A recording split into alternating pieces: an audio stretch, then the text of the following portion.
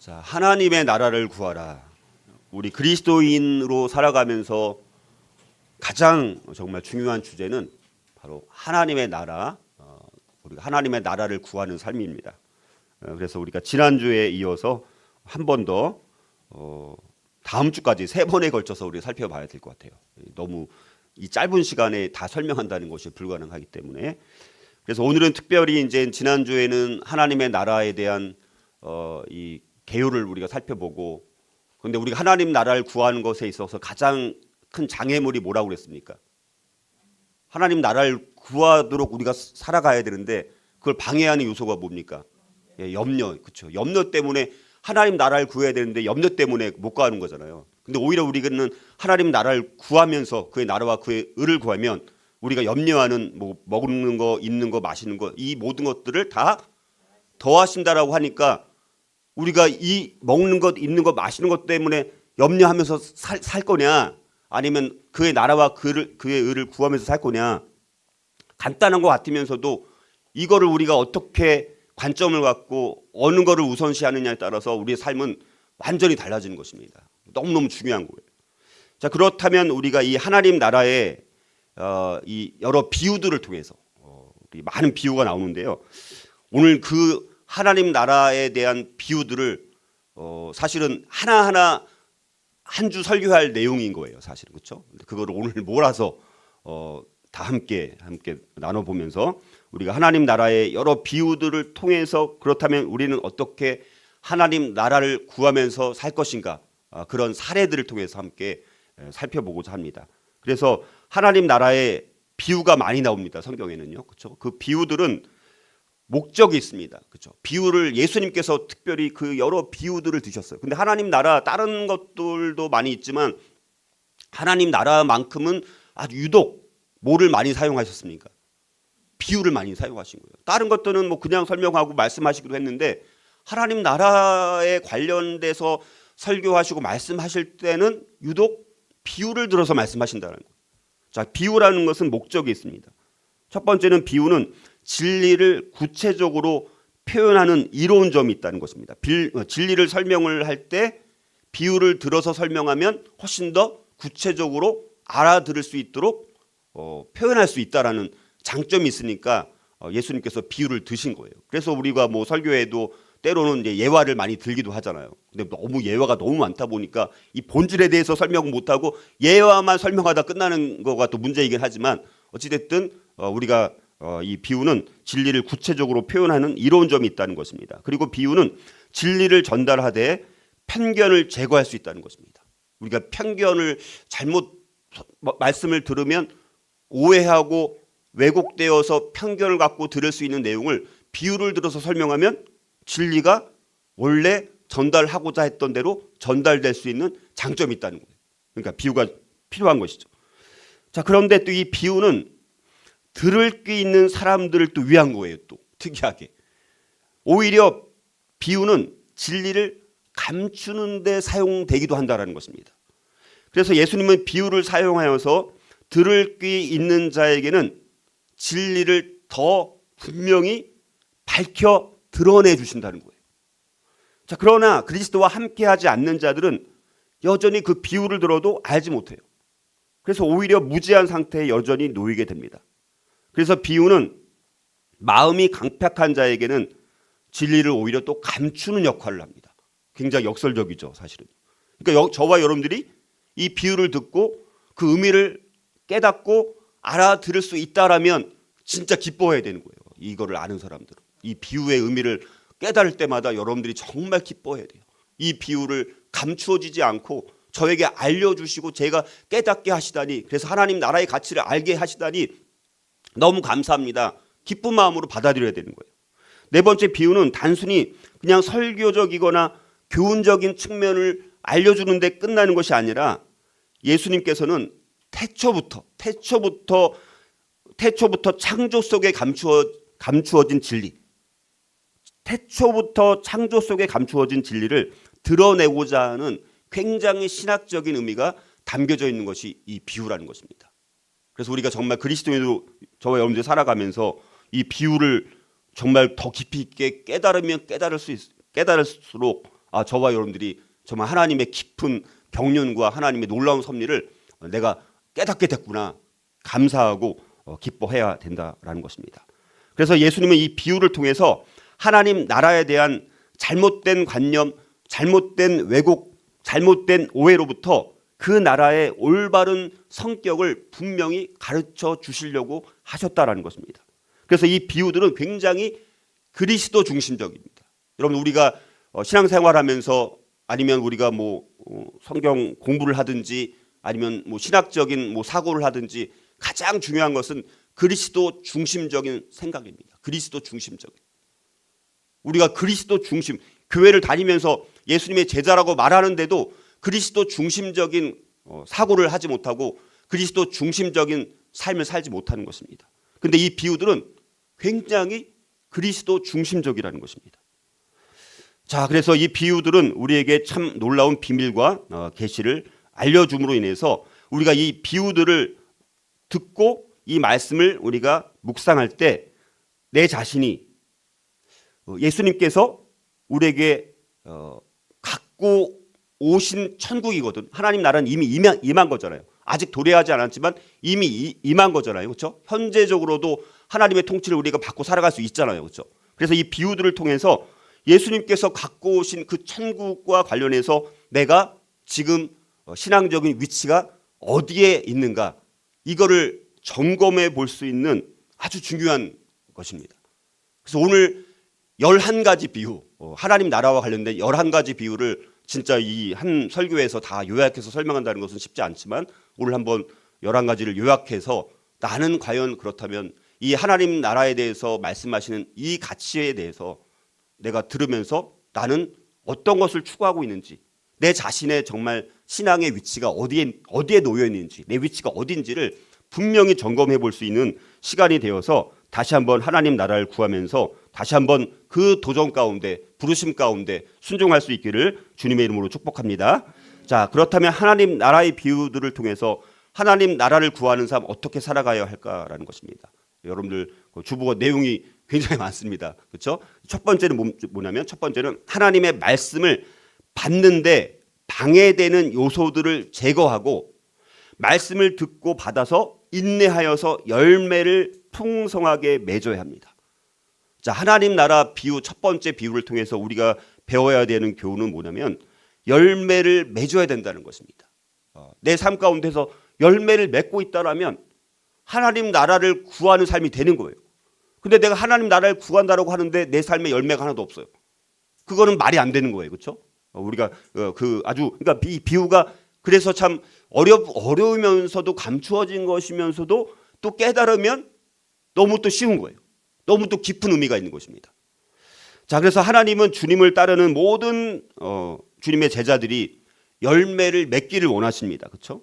그래서 우리의 열매 맺음을 통해서 하나님이 영광을 받으신다는 것입니다. 우리가 열매 맺을 때 나에게도 유익하지만 중요한 건 뭡니까? 하나님이 영광을 받는 거예요. 내가 열매 맺으면 저와 여러분들이 열매를 맺으면 누가 영광을 받는다고요?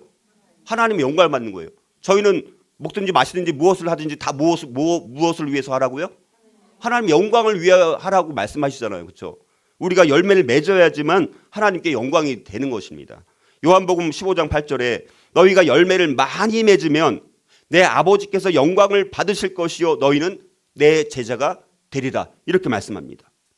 자, 첫 번째 하나님 나라의 비유는 씨 뿌리는 사람의 비유입니다. 씨 뿌리는 사람의 비유. 근데 오늘은 제가 이거 시간이 많이 없어서 다 이 본문을 읽을 수도 없고 본문에 대한 다 설명을 할 수는 없습니다. 오늘은 요약해서만 말씀을 드리는 것이기 때문에 짧은 것만 제가 말씀을 읽어 드릴 텐데 첫 번째 비유는 씨 뿌리는 사람의 비유입니다. 자, 이 비유는 열매를 많이 맺는 것과 적게 맺는 이유를 설명합니다. 어떤 사람은 열매를 많이 맺어요. 어떤 사람은 열매를 전혀 안 맺습니다. 근데 그 열매를 많이 맺고 어떤 사람은 열매를 맺지 않는 이유가 뭔가 그 이유를 설명해 주는 것입니다. 그러니까 굉장히 중요한 것이죠. 근데 그 결정적인 요인은 뭐냐? 하나님의 말씀을 받는 우리의 마음의 상태, 우리 마음의 상태. 그러니까 똑같은 말씀이 선포돼도 우리 마음의 상태에 따라서 어떤 사람은 그 말씀이 내 안에 심겨져가지고 30배, 60배, 100배 열매 맺는데 어떤 사람들은 그 말씀이 지금 이 시간 설교가 이렇게 떨어져도 마음의 밭이 준비가 안 되면 튕겨져 나가는 거예요. 똑같은 말씀인데 우리 마음의 상태에 따라서 전혀 다른 결과가 나온다는 것입니다. 마태복음 13장 19절 23절, 이건 짧으니까 한번 읽어보겠습니다. 그런즉 씨 뿌리는 비유를 들으라. 아무나 천국 말씀을 듣고 깨닫지 못할 때는 악한 자가 와서 그 마음에 뿌려진 것을 빼앗나니 이는 곧 길가에 뿌려진 자요. 자, 돌밭에 뿌려졌다는 것은 말씀을 듣고 즉시 기쁨으로 받되 그 속에 뿌리가 없어 잠시 견디다가 말씀으로 말미암아 환난이나 박해가 일어날 때는 곧 넘어지는 자요. 가시떨기에 뿌려졌다는 것은 말씀을 들으나 세상의 염려와 재물의 유혹에 말씀이 막혀 결실하지 못하는 자요. 좋은 땅에 뿌려졌다는 것은 말씀을 듣고 깨닫는 자니 결실하여 어떤 것은 100배, 어떤 것은 60배, 어떤 것은 30배가 되느니라 하시더라. 자, 이렇게 말씀합니다. 자, 이거 하나만 가지고도 설교를 더 하고 싶지만 그 모든 것을 저도 다 줄이고, 그래서 결국 우리는 무슨 밭이 되어야 된다는 것입니까? 지금 이 비유에서 나온 네 가지 비유가 있었잖아요. 좋은 밭이 되어야 된다는 거. 여기 네 가지 밭이 나오잖아요. 길가 밭이 나오고 돌밭이 나오고 가시떨기 밭이 나오고 마지막에 무슨 밭입니까? 좋은 밭이 나오잖아요. 좋은 밭. 그렇죠? 우리 대충 아시죠? 이걸 지금 설명드릴 수 없습니다. 자, 그래서 세 가지 밭, 앞에 나온 세 가지 밭, 그 세 가지 밭은 뭐냐면 쉽게 말하면 길가 밭은 뭐냐? 하나님과 진리보다 사람과 세상을 더 좋아하고 의존하는 거예요. 그리스도인으로 살아간다라고 하면서 교회 무슨 직분을 갖고 있으면서도 근데 가만히 들여다보니까 그 사람을 보니까 뭘 더 좋아하는 거예요? 하나님과 진리보다 뭘 더 좋아합니까? 사람과 세상을 더 좋아하는 거예요. 근데 무슨 엄청 직분을 받고 심지어 목사일지라도 그러다 보니까 열매를 맺을 수가 없는 것 아닙니까? 돌밭은 뭡니까? 하나님의 말씀에 뿌리 내리는 것이 아니라, 우리의 신앙의 기초가 하나님 말씀에 뿌리 내리는 것이 아니라 여전히 교회 다니고 말씀을 들어도 자기 확신, 자기 기준이 너무 강한 거예요. 말씀을 들어도 자기 기준, 자기 확신을 가지고 생각하고 사고하고 행동하는 것입니다. 그게 돌밭입니다. 가시떨기 밭은 뭡니까? 여전히 뭡니까? 이생의 염려, 재물의 유혹, 향락을 추구하는 그런 삶을 살아가는 것이죠. 자, 그래서 이 좋은 밭은 뭡니까? 이런 세 가지 요소들을 제거하여서 하나님의 말씀을 받는데 방해가 되는 것이 아무것도 없는 마음, 오로지 순수하게 하나님의 말씀을 사모하고 그 하나님 말씀이 내마가 되어서 하나라도 내 신비에 새겨져 가지고 내가 그 말씀대로 정말 살고 싶습니다. 너무 그 말씀이 사모되어지고 꿀송이처럼 달고 또 내가 그 말씀을 또 듣고 싶고 또 묵상하고 싶고, 자, 그런 마음이 내 마음에 일단 심겨져야지만, 내 신비에 새겨질 때 그 말씀이 나를 지배하고 나를 움직여서, 그러면 말씀 가운데 내가 살아갈 때 열매가 맺는 것이잖아요. 자, 그런데 오늘날 많은 그리스도인들의 마음은 다 길가밭이고 돌밭이고 가시떨기밭과 같이 말씀을 들어도 전혀 결실하지 못하는 상태라는 것입니다. 그런데 지금은 예수님은 지금도 들을 게 있는 사람, 좋은 밭과 같이 말씀을 받으면서 30배, 60배, 100배의 결실을 맺을 수 있는 그런 마음을 찾고 계십니다. 형식적으로 우리가 신앙생활하고 형식적으로 예배하고 형식적으로 뭐 성경 공부하고 이런 것이 아니라는 것입니다. 그래서 저와 여러분들이 내가 과연 30배, 60배, 100배의 열매를 맺힐 수 있는 내 마음의 상태가 좋은 밭인가? 우리가 내 마음을 한번 돌아보는 시간이 되었으면 좋겠습니다. 자, 그래서 우리가 두 번째는요, 그러면 하나님 나라의 비유를 통해서 하나님 나라를 구하는 사람 또 어떻게 살아가요?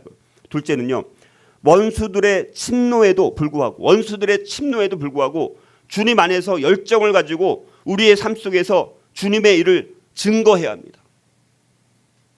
주님을 따르는 사람들은 진실하고 신실해서 강력한 힘과 안전이 보장되는 삶입니다. 자, 그러나 오늘날 하나님 나라는 거짓 형제들, 속이는 자들, 거짓 선지자, 배신자들에게 침노당했다는 것입니다. 여러분 세상을 보세요. 지금 침노당한 일이 너무나 많아요. 악한 자들에 의해서 침노당한 것이 얼마나 많습니까? 자, 그래서 우리의 즉각적인 반응은 뭡니까? 경건하고 헌신된 성도들만이 주님을 따르는 자들의 명성을 얻기 위해서 그들 이 거짓 선지자, 속이는 자들, 그들을 아예 뿌리째 뽑아내는 것이 우리가 해야 될 일이긴 합니다. 자, 교회에서 그래서 성경적인 징계는 뭡니까? 거짓 교사들과 거짓 교훈을 따르는 사람들을 경고해야 하는 것입니다. 징계를 해야 되죠. 치리가 있어야 되죠. 근데 오늘날 교회가 치리가 있는 교회는 거의 찾아보기 어렵습니다. 치리가 없어요. 자, 그런데 문제는 곡식 가운데 있는 가라지들을 우리가 뿌리째 모두 다 뽑아내는 것이 어렵다는 것입니다. 오히려 그렇게 할 때 오히려 큰 해를 또 당할 수도 있다는 것입니다.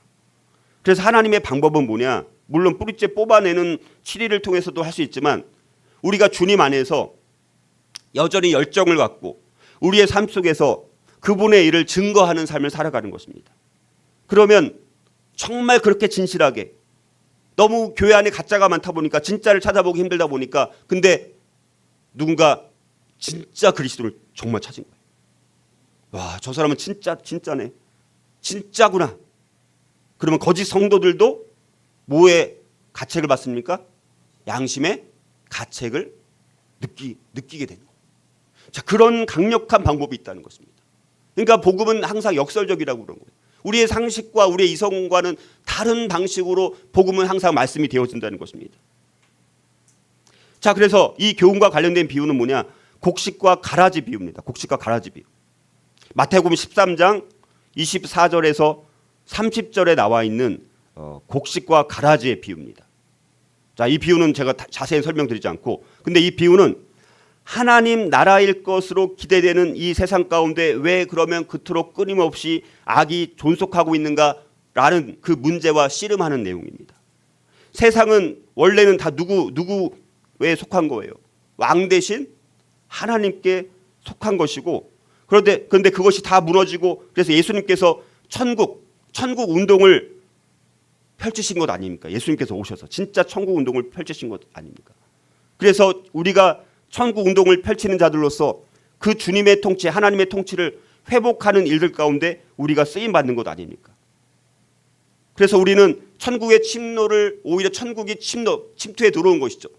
천국이 이 땅 가운데 침노에 들어오기를 고대하지만, 그러나 그것이 우리가 생각하는 대로 오늘 밤 주님이 재림하시면 좋겠다. 그래서 이 악한 이들을 다 그냥 평정시켜가지고 오늘 세상 끝냈으면 좋겠다. 그런 마음이 들지만 그게 금방 돼요, 안 돼요?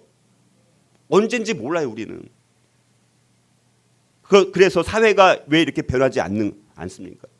그래서 예수님께서 말씀하시는 이 비유는 뭐냐? 우리에게 조용한 혁명을 말씀하는 거예요. 조용한 혁명. 우리가 여전히 아까 말씀드렸던 것처럼 이 세상은 악하고 정말 내가 원하는 통치자가 아니라 정말 악한 통치자가 여전히 통치해서 막 내 안에 분노가 쏟아나고 막 화가 울분이 막 터지는데도 불구하고 왜 우리는 그럼에도 불구하고 인내하면서 살아가야 됩니까? 우리는 여전히 그럼에도 내 삶 속에서, 내 삶을 통해서 강력한 영향력을 발휘할 수 있도록 조용한 혁명자로서 우리가 그리스도께서 말씀하신 그 주님의 명령대로 우리가 살아갈 때 우리의 그 삶을 누군가 보고 진짜라는 것을 알고, 나는 진짜를 만났네, 저 진짜를 보니까 나도 믿고 싶다. 그런 조용한 혁명을 통해서 세상을 변화시켜 나가는 것, 그것이 바로 저와 여러분들의 삶이라는 것입니다. 그리고 지금은 구분되어 있지 않지만, 그러나 최후의 심판 때는 천국의 아들들이 아버지의 나라에서 해처럼 빛나는 그날을 사모하면서 오늘 지금 여기서 우리는 순종하는 삶을 살아가야 되는 것입니다. 세 번째로 하나님 나라의 비유를 통해서 하나님 나라를 구하는 사람 어떻게 살아가요? 세 번째는 믿음의 성장을 통해서 현재의 초라함과 불투명과 실패에도 불구하고 미래의 영적인 부흥과 놀라운 열매와 창대한 영향력을 꿈꾸면서 살아가야 되는 것입니다. 하나님 나라는 성도들의 삶 속에서 믿음의 성장을 가져오게 되어 있습니다. 하나님 나라를 저와 여러분들이 정말 그의 나라와 그의 의를 구한다면 당연히 내 삶 가운데서 믿음이 성장을 하겠죠. 하나님은 우리가 믿음으로 자라가기를 원하십니다. 우리 그리스도인들은 우리의 마음에 레마의 말씀을 받아서 그것을 주야로 묵상함을 통해서 우리는 날마다 매순간 믿음을 성장시켜 나가야 되는 사람들입니다. 하나님의 말씀에 입각해서 하나님 나라를 구함으로써 우리는 더 강건해질 수 있다는 것입니다. 자, 그것이 바로 겨자씨 비유의 말씀입니다. 겨자씨 비유. 자, 마태복음 13장 31절 32절 또 비유를 들어 이르시되 천국은 마치 사람이 자기 밭에 갖다 심은 겨자씨 한 알 같으니 이는 모든 씨보다 작은 것이로되 자란 후에는 풀보다 커서 나무가 되매 공중의 새들이 와서 그 가지에 깃들이느니라 이렇게 말씀합니다. 여러분들, 저와 여러분들이 꿈꿔야 될 하나님 나라, 이 말씀 안에 담겨져 있습니다. 우리는 겨자씨 한 알 같은 믿음이 있습니다. 가장 모든 씨보다 가장 작은 것입니다. 그런데 그렇게 작은 겨자씨가 자라니까 오히려 풀보다도 커지고 나무가 되어서 심지어 공중의 새들도 와서 거기서 쉬다 가는 거예요. 아무것도 안 보이는 작은 씨가 자랐더니 날아다니는 새들도 그 나무에 와서 쉬다 가는 그런 장소가 되는 것입니다. 여러분들, 저와 여러분들이 내 삶 가운데 지금 어쩌면 현재 초람, 나는 왜 이렇게 초라한 인생일까? 내가 꿈꿨던 인생이 아니고 지금 너무 초라해. 아니면 어떤 사람들은 지금 내 삶이 너무나 불투명해. 아무것도 안 보여, 미래가. 어떤 사람들은 현재 실패해가지고 낙담하고 좌절할 수 있습니다.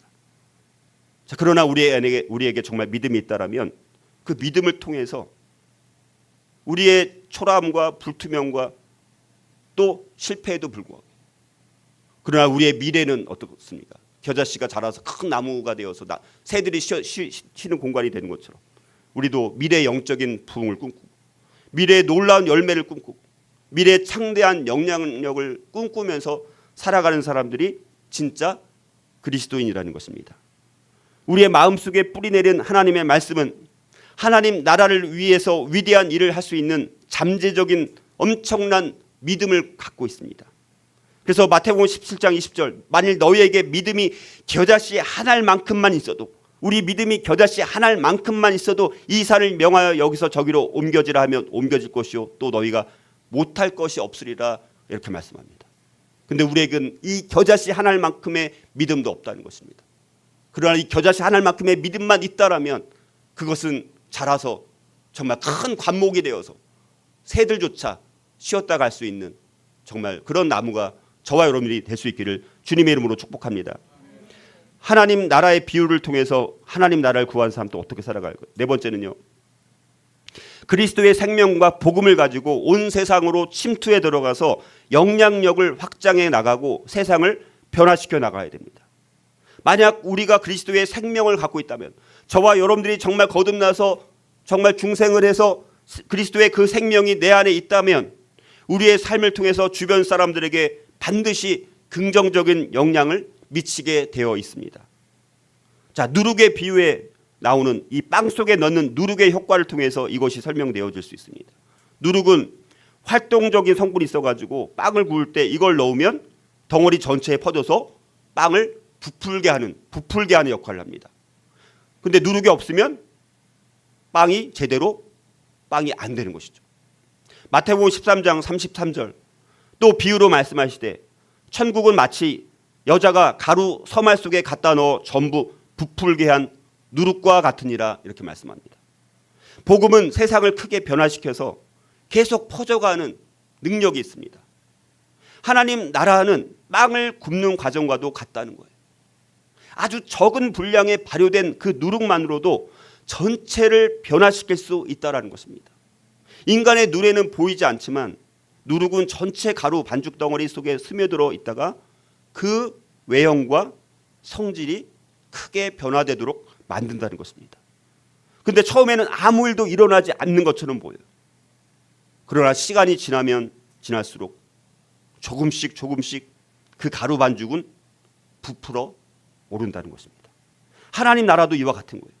눈에 잘 띄지 않고 숨겨져 있지만 그러나 이 세상 가운데 조금씩 퍼져가고 온 세상으로 침투해 들어간다는 것입니다. 그게 인류라는 이 빵덩어리, 하나님이 만드신 인류라는 이 빵덩어리 가운데 속에 숨겨진 영향력이 있다는 것입니다. 그 힘이 나타날 때까지는 때로는 몇 세기가 걸릴 때도 있습니다. 그런데 그 인류라는 빵 속에서 뒤섞여가지고 이 세상을 바뀌어 왔던 것입니다. 그나마 물론 이 세상 여전히 악하고 정말 답답하고 암울하고 정말 캄캄한 어둠 같은 터널을 지나가고 있는 세상일지라도, 그러나 남은 7천 명이 있는 것처럼 그 누룩과 같은 그리스도인들 또 교회들을 통해서 이 세상은 여전히 아무런 소망이 없지만, 그러나 유일한 소망이 되는 교회를 통해서, 그리스도인들 통해서 이 세상은 여전히 누군가는 또 교회를 통해서 또 믿는 사람들 통해서 희망을 갖고 소망을 갖고 꿈을 갖고 그런 일들이 일어나고 있다는 것입니다. 우리는 바로 이 누룩의 비유를 통해서 우리가 누룩의 역할을 우리가 해야 된다라는 것입니다. 자, 하나님 나라의 비유를 통해서 또 하나님 나라를 구하는 사람 어떻게 살아가요? 다섯 번째는요, 예수님을 얻고 천국의 큰 기쁨을 누리기 위해서 다른 모든 것을 포기할 수 있어야 됩니다. 자, 그러면 예수님을 우리가 얻어내고 천국의 그 엄청난 기쁨을 누리기 원한다면 다른 것들을 포기할 수 있어야 된다. 하나님 나라를 구하면서 기다리는 사람들이 내가 진짜 부자이구나. 자, 그러면 내가 진짜 부자라는 것을 발견할 때 이제는 뭡니까? 우리가 가진 재산을 오히려 팔아가지고 훨씬 더 값진 미래의 보상을 위해서 하나님 나라에 투자할 수 있어야 된다는 것입니다. 그래서 예수님은 재물이 많은 청년한테 마태복음 19장 21절을 보면 너가 온전하고자 할진대 가서 내 소유를 팔아서 가난한 자들에게 주라. 그리하면 하늘에서 보화가 내게 있으리라. 그리고 와서 나를 따르라. 이렇게 말씀하십니다. 자, 이것은 밭에 감추인 보물의 비유입니다. 밭에 감추인 보물. 마태복음 13장 44절 이렇게 말씀합니다. 천국은 마치 밭에 감추인 보화와 같으니 사람이 이를 발견한 후 숨겨두고 기뻐하며 돌아가서 자기 소유를 다 팔아서 그 밭을 사느니라. 이렇게 말씀합니다. 그러니까 천국은 너무나 값지고 너무나 보배로운 곳입니다. 그렇게 값지고 보배로운 곳을 발견했다면 자신의 전체를 헌신해서 그것을 받아들일 수 있어야 된다는 말씀입니다. 천국의 큰 기쁨을 누리기 위해서는 다른 것들을 포기할 수 있는 준비가 되어야 되는데, 우리 다른 것들을 포기하지 않고 여전히 갖고 있고, 이것도 내가 갖고 있었던 거, 이것도 갖고 있으면서도 천국에 있는 그 값지고 보배로운 거 저거 너무 탐나네. 그것도 갖고 싶은 거예요. 그것도. 그러니까 이거는 여전히 갖고 있으면서 이걸 팔고 이걸 사면 훨씬 더 내가 엄청난 큰 기쁨과 풍요로움을 누릴 수 있을 텐데 여전히 이 세상에 있는 것들을 내가 붙잡고 이거를 못 사는 거예요. 여기 투자를 못 하는 것입니다. 여전히. 이 땅에서 살아가는 것이 천년 만년인 것처럼 또 우리가 살아가는 것입니다. 그래서 어떤 사람이 정말 이 천국의 가치를 우연히 발견합니다. 자, 그들의 인생에 익숙한 박고랑을 쟁기질하고 있었어요. 늘 하던 일을 하고 있었습니다. 근데 어느 날 갑자기 쟁기질을 하고 있다가 꿈에도 생각하지 못했던 보물을 그 밭에서 발견한 것입니다. 그리스도인들은 바로 이런 모습처럼 예수님을 발견한 사람들이에요. 그래서 그분을 위해서, 그분을 얻기 위해서, 큰 기쁨을 더 누리기 위해서 어떠한 다른 희생을 치러도 아깝지 않을 만큼 예수님은 그렇게 가치 있는 분 아닙니까? 예수님은 그렇게 가치 있는 분인데 우리가 아끼고 우리가 여전히 투자하고 여전히 갖고 싶은 그 가치와 비교 상대 자체가 안 되는데 우리는 여전히 예수님을 위해서 투자하지 않고 엉뚱한 것에 투자하면서 그것을 여전히 움켜쥐고, 그러다 보니까 더 큰 하나님의 기쁨과 그 진짜 풍성한 삶을 누리지 못하는 그런 삶이 되는 것입니다. 여러분들 사도 바울이 뭐라고 고백합니까? 빌립보서 3장 7절 8절. 그러나 무엇이든지 내게 유익하던 것을 내가 그리스도를 위하여 다 해로 여길 뿐더러 또한 모든 것을 해로 여김은 내 주 예수 그리스도 예수를 아는 지식이 가장 고상하기 때문이라. 내가 그를 위하여 모든 것을 잃어버리고 배설물로 여김은 그리스도를 얻고자 하는 것이다. 모든 것들을 난 배설물로 여긴다. 똥으로 여긴다. 더럽다. 그 가치 있는 것이 아니야. 나는 모든 것을 잃어버리고 다 배설물로 이런 것들을 여기는 것은 내가 그리스도를 얻고자 내가 그렇게 하는 것이다라고 말합니다. 요한복음 6장 27절. 썩을 양식을 위하여 일하지 말고 영생하도록 있는 양식을 위하여 하라. 이 양식은 인자가 너희에게 주리니 인자는 아버지 하나님께서 인치신 자니라 라고 말씀합니다. 하나님은 우리가 가진 것을 드림으로 하나님께 속하는 모든 것을 얻기를 원하신다라는 것입니다. 자, 하나님 나라의 비유를 통해서 또 하나님 나라를 구하는 사람 어떻게 살아가요? 여섯 번째, 진리를 사기 위해서 우리의 삶을 희생함으로 다른 사람들에게 진리를 나눠주고 훨씬 값진 영적인 유익함을 얻어야 한다는 것입니다. 자, 하나님의 말씀의 풍성함을 누리는 것을 통해서 자, 그게 정말 값진 진주임을 발견하게 된다는 것입니다. 왜냐하면 그 값진 진주는 살아계신 예수 그리스도의 말씀이기 때문이라는 거예요.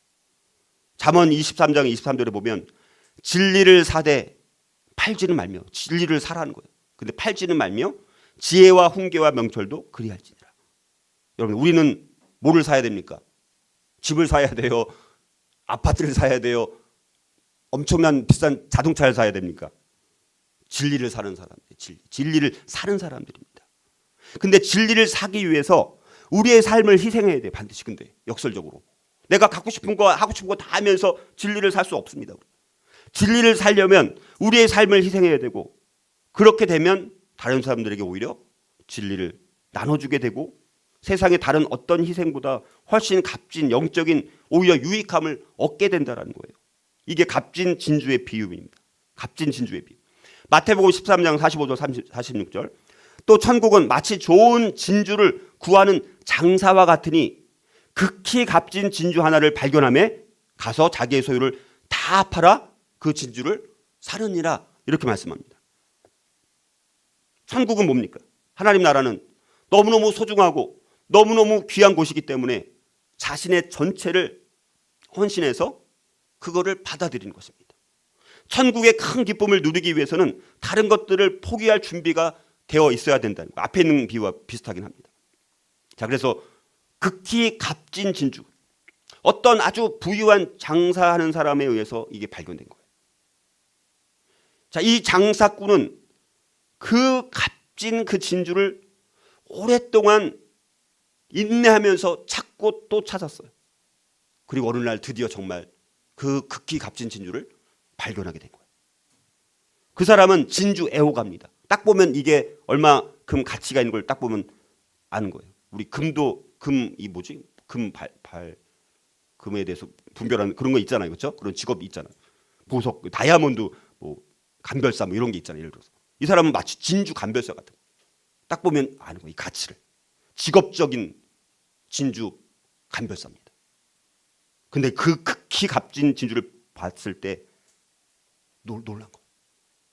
완벽한 완전한 진주.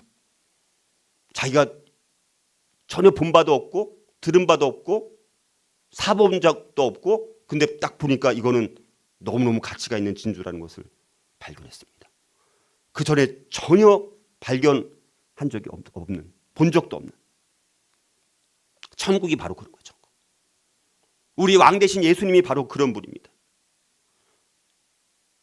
자, 그런데 지금 오늘날 많은 사람들이 뭐 많은 다른 뭐 여러 신앙들, 여러 이데올로기 뭐 이런 걸 경험하면서 거기서도 많은 것을 얻고 살아갑니다. 그런데 여러분들, 어느 날 온 세상에서 가장 우리가 훌륭한 것을 발견한 사람들이 그리스도인인 거예요. 그것을 얻어내기 위해서 우리 거꾸로 오히려 그것을 얻기 위해서 이 진주 장사가 모든 것을 팔아가지고 그 진주를 산 것처럼 그것을 얻기 위해서 모든 것을 우리는 거꾸로 내어줄 수 있어야 된다. 2세기 때 저스틴 마터라는 순교자 그리스도인이 있었습니다. 이 사람은 온갖 세상의 철학을 다 공부했어요. 굉장한 철학자입니다. 근데 그 온갖 철학을 다 공부해도 거기서 만족을 얻지를 못한 거예요. 그러던 어느 날 어느 들판을 걷다가 아주 키가 작은 어떤 노인을 만나게 됩니다. 근데 그 노인이 예수님에 관해서 이야기하는 것을 듣게 됩니다. 근데 그 노인의 말이 정말 사실일까? 정말 예수님이 어떤 분인가? 그 노인이 말한 예수님이 과연 어떤 분일까? 그래서 이제 그 노인이 말한 말이 사실인지 확인하기 위해서 성경을 읽기 시작했습니다. 그리고 성경을 읽으면서 확신하게 되었고 정말 기쁨으로 가득 찬 그리스도인이 된 것입니다. 그래서 저스틴 마터라고 해요, 이 사람은. 저스틴 마터. 마터가 뭡니까? 순교자예요, 순교자. 온갖 세상 철학을 다 공부했지만 그리스도를 만났더니 온갖 모든 철학을 다 아예 배설물 여긴 거예요, 바울의 고백처럼. 그리고 뭡니까? 순교자가 되어서도 주님을 부인하지 않고 오히려 세상 사람들 향해서 유대인들을 향해서는 너네들이 찾는 율법의 완성자, 그분이 바로 예수님이야. 헬라 사람들이 수많은 철학자들을 찾는데 완전한 철학, 성경에 있는 예수 그리스도께서 완전한 철학자야.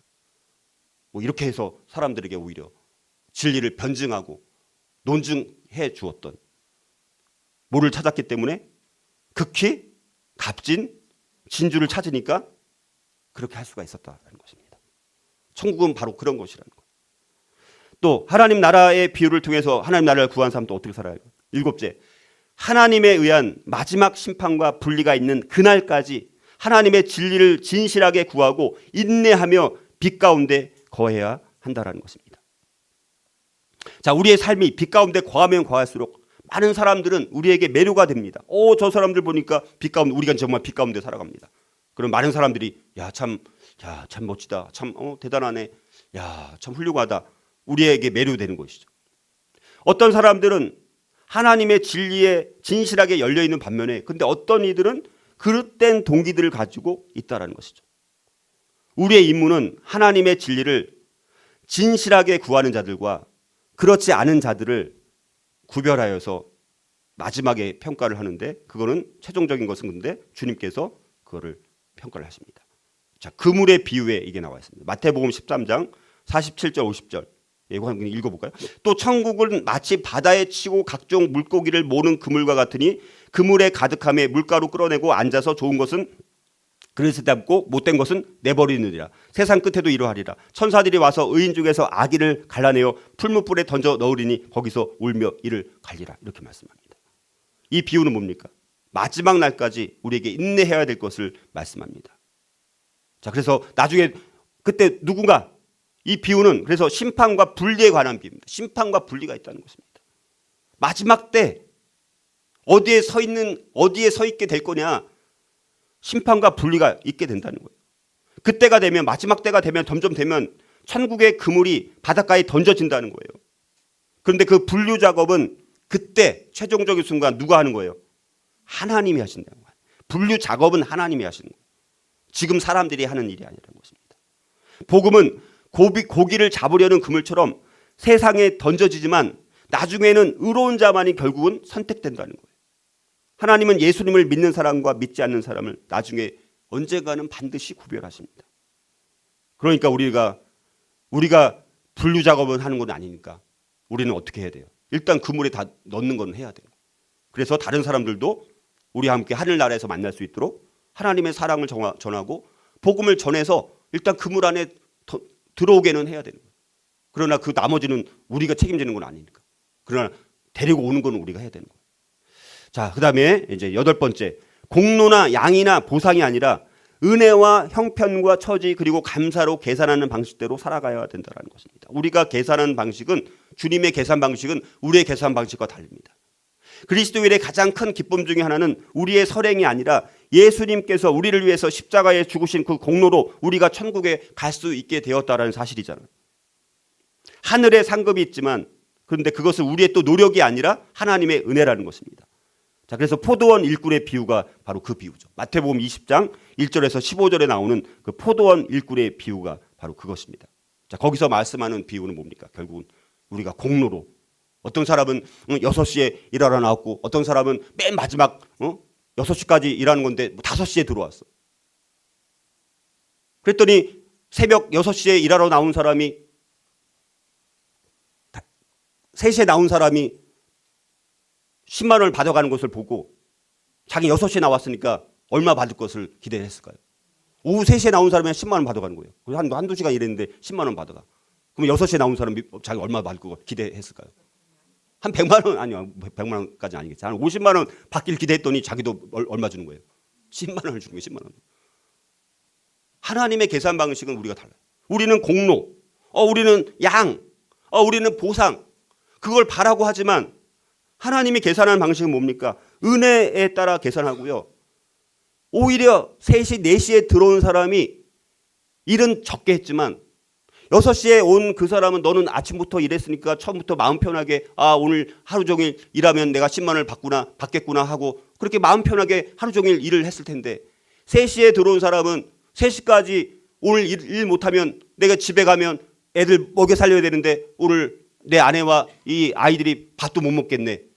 3시까지 걱정 근심하면서 막 발을 동동 구르다가 그나마 막차를 탄 것처럼 간신히 턱걸이로 3시에 일하러 들어가가지고 그날 일당을 받아서 갔다라는 거예요.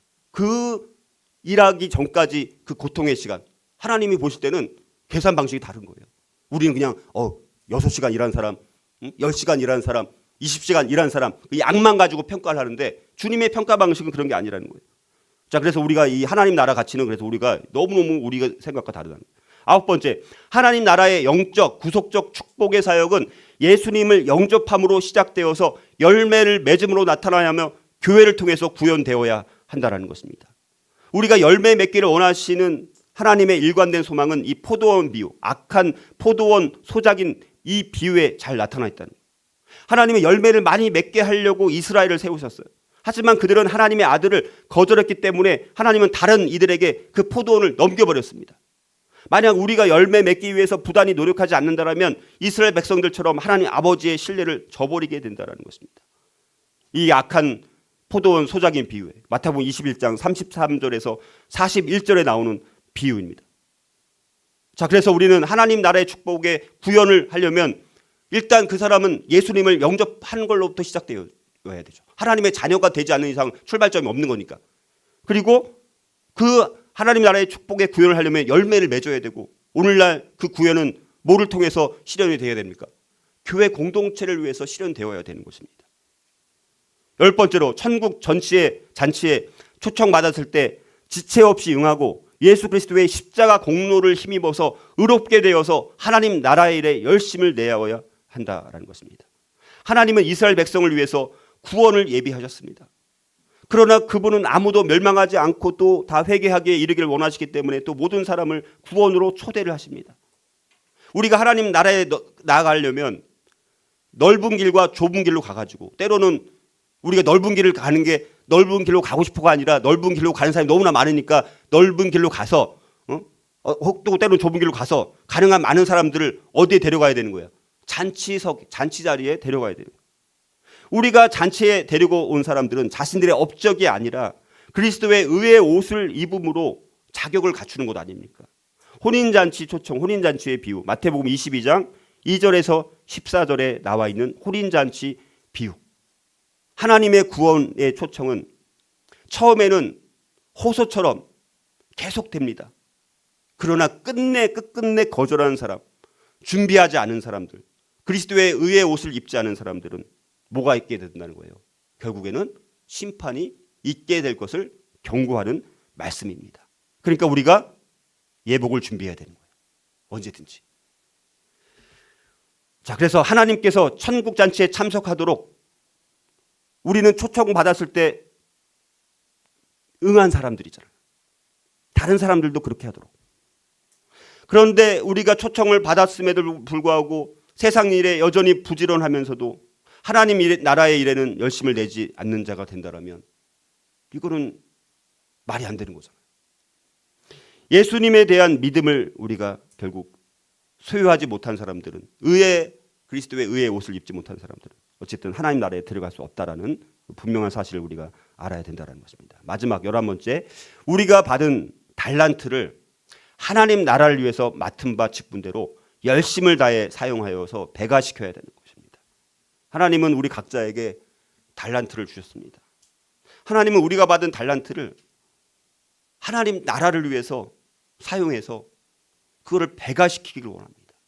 2배, 3배, 10배 더 남기기를 원하십니다. 달란트 비유죠. 마태복음 25장 14절에서 30절에 나온 이 달란트의 비유. 달란트의 비유. 하나님을 위해서 달란트를 사용하는 것이 주님께서 우리에게 달란트를 주신 이유입니다. 저 여러분들에게 달란트를 주신 이유는 뭐를 위해서? 누구를 위해서 사용하도록? 하나님을 위해서 사용하도록 주셨어요.